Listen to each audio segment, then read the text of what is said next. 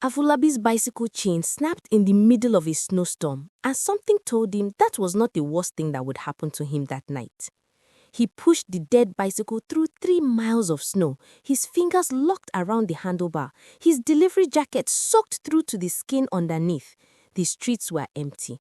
London in January had a way of swallowing a man whole. No noise, no witness, just white silence and the sound of his own breathing. By the time he reached the flat, his boot had soaked through and his left foot had stopped feeling like his own. He tried his key. The lock had been changed. He stood there for a moment, key still in his hand, telling himself he had the wrong door. He did not have the wrong door. He had lived in this basement flat for 4 years. He knew the crack in the second step, the way the hallway light flickered twice before it held. He knocked. Mama Yetunde opened the door. She looked at him the way you look at something that has tracked mud onto your clean floor and said, "She said you should collect your things." Behind her, in the narrow hallway, sat 4 black bags. His clothes, his documents, the photograph of his mother that had hung above their bed since the day they moved in. Everything he owned in London, packed and waiting, like they had been ready for a long time. "Where is Bola?" he said. Mama Yetunde stepped aside without answering.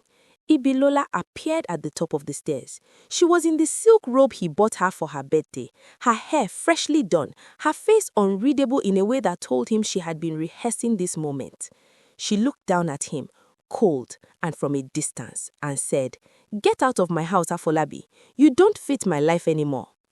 He looked at her for a long time. Then he picked up his bags and walked back into the snow.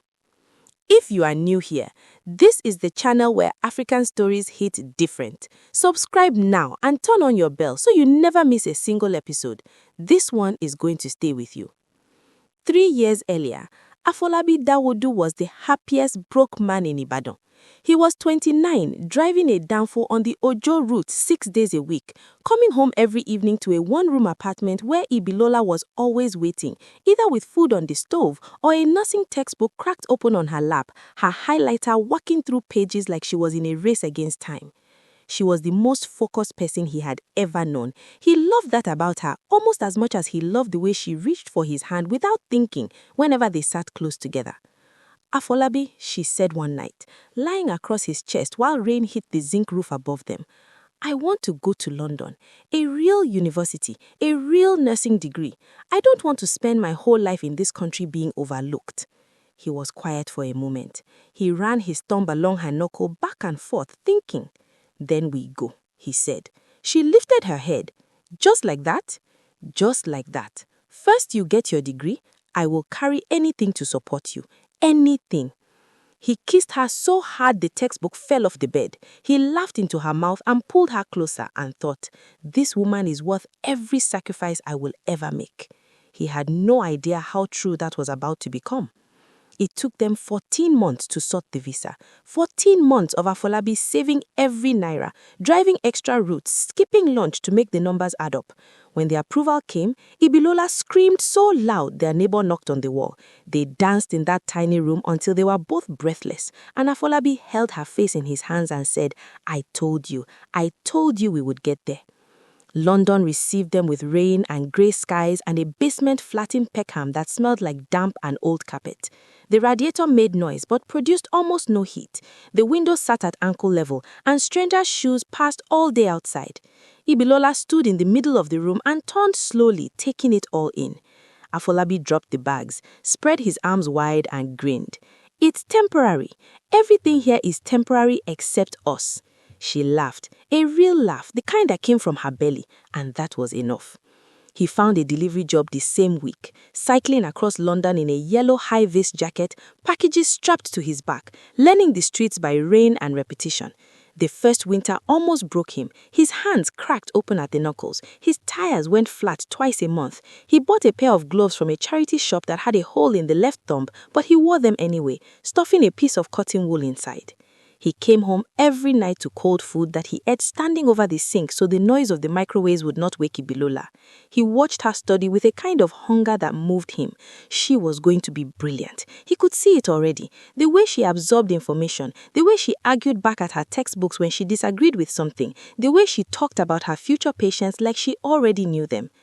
"You are going to be the best nurse in that hospital," he told her one night, rubbing shea butter into her cracked knuckles while she quizzed herself from flashcards. "In London," she corrected without looking up. "In the world," he said. She looked up then. Something soft moved across her face. She reached over and held his damaged hands in both of hers and pressed her lips to his knuckles, one by one, and he felt that gesture everywhere. Those were their best years. Nobody would have believed it to look at them. Cold flat, broken radiator, taped-up shoes. But those were the years when Ibilola still looked at him like he was the reason things made sense. When she still saved him a plate and waited up past midnight to hear about his day. When she still kissed him at the door every morning before he left, her hands gripping his jacket like she was not quite ready to let go. He held on to that version of her long after she was gone. Ibilola graduated top of her class on a Tuesday in June.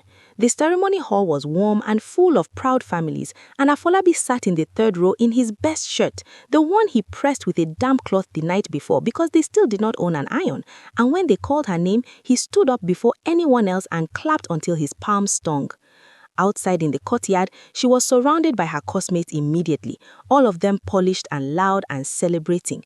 Afolabi hung back a little, watching her glow, waiting for her to pull him into the circle. She introduced him eventually. "This is my husband." But her eyes moved away from him too quickly, landing on something else, someone else, and she noticed that she did not say her name. He told himself she was just overwhelmed. It was a big day. He took her to a Nigerian restaurant in Brixton, the nicest one he could afford, and ordered everything she liked. She was quieter than usual across the table. He reached over and took her hand. "I am so proud of you. Everything we did to get here, it was worth it, every single day." She smiled. It did not reach her eyes. "Thank you, Afolabi." And somehow, the way she said his full name felt like the beginning of a door closing. The hospital placement came through 2 weeks after graduation, and Ibilola became a different woman almost overnight. She started leaving earlier and coming home later. She bought new clothes, not with his money, with hers now, which he was glad about, but she stopped showing him what she bought and started keeping the bags in the wardrobe before he could see them. She laughed differently on the phone, fuller and freer than she laughed at home. She stopped reaching for his hand when they sat together. Small things, the kind of things a man notices but talks himself out of believing because the alternative is too heavy to carry. Then Ronan appeared. Afolabi heard the name first.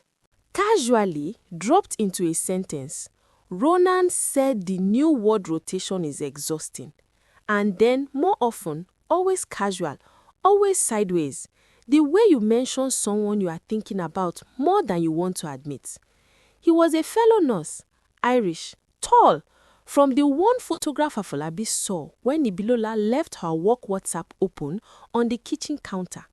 Well dressed in the way that made other men feel underdressed just standing near him. Afolabi said nothing. He went to work. He came home. He ate alone most nights now because Ibilola was always tired or already asleep or on her phone in the bedroom with the door pulled to. He told himself marriage had seasons. He told himself she was adjusting to a new job. He told himself a lot of things in those months because the truth was sitting right in front of him and he was not ready to look at it directly. Then Mama Yetunde arrived. She landed in Heathrow on a Friday with 2 massive bags, a head tie she had worn on the plane, and opinions she had clearly been sharpening for the entire flight. Ibilola had told Afolabi she was coming. What she had not told him was that her mother was moving in, not visiting, moving in, into a flat that already had no spare room, no spare warmth, and very little left of the peace they used to share. Mama Yetunde looked at Afolabi the first evening, watched him coming from his delivery shift, still in his high-vis jacket, and said to Ibilola in Yoruba, loudly enough for him to hear, "This is what you are managing, a bicycle man, after all the money we spent on your education?" Ibilola said nothing. That silence was the loudest thing Afolabi had ever had in his life. Mama Yetunde made herself at home in every way designed to make Afolabi feel like a stranger in his own space. She cooked for herself and Ibilola and left nothing for him. She changed the television channel when he was watching something without asking. She told Ibilola every night in a low voice that was not actually low that a woman of her qualifications deserved better, that London had better men, that Afolabi was holding her back from a life she had earned. And Ibilola, he's the Ibilola, the woman who used to press her lips to his cracked knuckles, started nodding. He came home one evening to find his delivery jacket moved from the hook by the front door to inside a cupboard. He opened the cupboard and looked at it hanging there in the dark and stood very still for a long moment. He did not move it back, he did not say anything. He simply changed his clothes and went to bed and lay in the dark listening to Ibilola and her mother laughing about something in the other room. At work, Ibilola told her colleagues she was separated. Ronan asked her directly one afternoon over lunch, and she did not hesitate. The word came out clean and easy, separated. Like she had been practicing it, like she had already decided it was true before it was. She stopped wearing her wedding ring to the hospital. She told people she lived alone. She built a version of herself in that building that had no Afolabi in it, and she walked into it every morning, and it fit her perfectly. He found out the way men always find out, too late, by accident. A colleague of Ibilola's called the flat looking for her, a woman who did not know Afolabi existed, who said, "Oh, I thought she lived alone," and then went very quiet on the line. Afolabi thanked her politely, hung up, and sat at the kitchen table for a long time without moving. That night, he tried to talk to her. He asked her quietly, no shouting, no dramatics, just a man who needed to understand. He asked her if she was ashamed of him. She looked at him for a moment and then looked away and said, "I just think we want different things now, Afolabi." "Different things?" he repeated. "I have worked hard to build something here. I need people around me who match that." He looked at his hands on the table. The knuckles were healed now, but the skin still held the memory of every winter he had cycled through. "He built this with you," he said quietly. "Every single thing you have, I carried it here with you." She said nothing. He nodded slowly, stood up and went to bed. And that was the last real conversation they had before the night she changed the locks.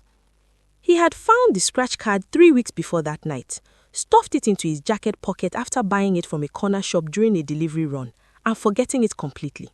It was still there when he emptied his pocket sitting on a shelter bench at 2 a.m, 4 black bags at his feet, snow settling on his shoulders. He borrowed a coin from an old man sitting beside him who asked no questions. He scratched the card slowly. He read the numbers. He read them again, then a third time. 10 million pounds. He sat without moving for so long that the old man beside him fell asleep. Then he folded the card carefully, placed it in his inside pocket against his chest, and sat back and looked up at the London sky, dark and heavy with cloud, and felt something shift in him that had nothing to do with the money. It was the realization that he was going to be all right.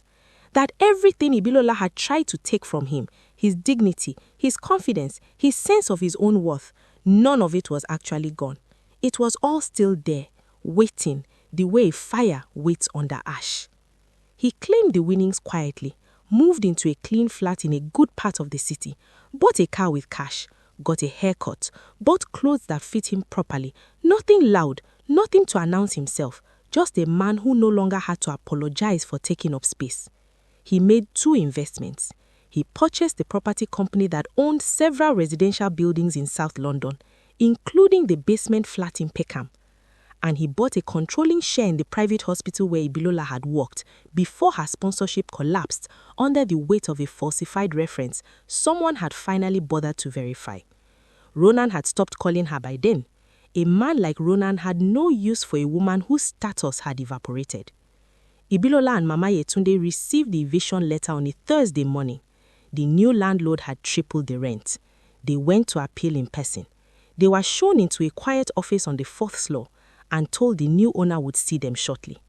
The door opened and Afolabi walked in. He was unhurried. He sat across from them and said nothing for a moment, just looked, not with hatred, not with triumph, just with the clear, steady eyes of a man who had finally put something down that was too heavy to keep carrying. Mama Yetunde made a sound low in her throat.